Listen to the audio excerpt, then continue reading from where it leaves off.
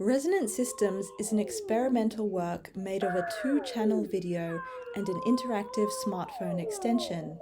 It is a co-production between an artist and generative AI in which I allow new and soon-to-be-released OpenAI generative video software to remix my own digital illustrations of Australian native plants and animals and reimagine them as moving, kaleidoscopic, high-contrast creatures.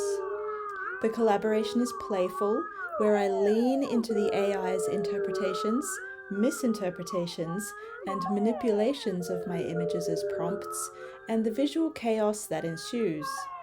I then further manipulate these outcomes using more traditional editing techniques to create a storyline in which imagined creatures morph into each other, starting from the microscopic and eventuating in larger mammals and bird life.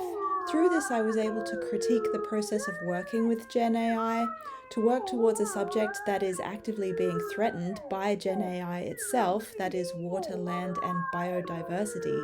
It also allowed me to further consider my own role as a creative practitioner and co-conspirator alongside software by researching how soon-to-be-released Gen AI software may affect digital artistic methods and processes. In December 2025, the work was showcased at the Museum of Contemporary Art in Sydney, where I presented an intimate exhibition of resonant systems.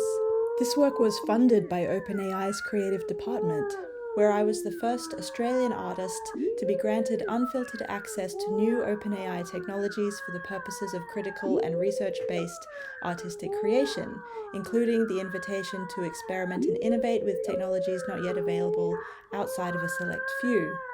Here, both myself and the AI systems employed are, in our own synthetic and non-synthetic ways, celebrating some of the many things that make Australian native animals beautiful, colourful, and vibrant. If you look closely at the works, you'll notice two interesting points of contention. The first is the AI's constant lean towards descending into chaos.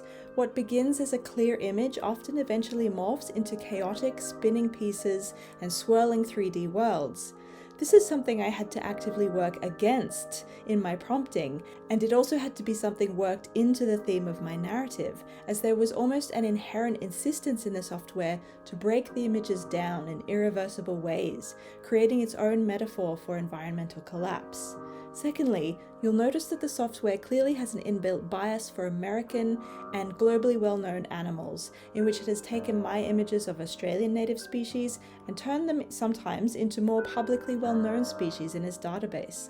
For example, Australian lizards being presented as iguanas, Australian king parrots being presented as other bird species. I did not actively work against this misinterpretation. Instead, I chose to use it as a chance to expose the underlying data in the software and its lack of knowledge on my country's animals through its own choices.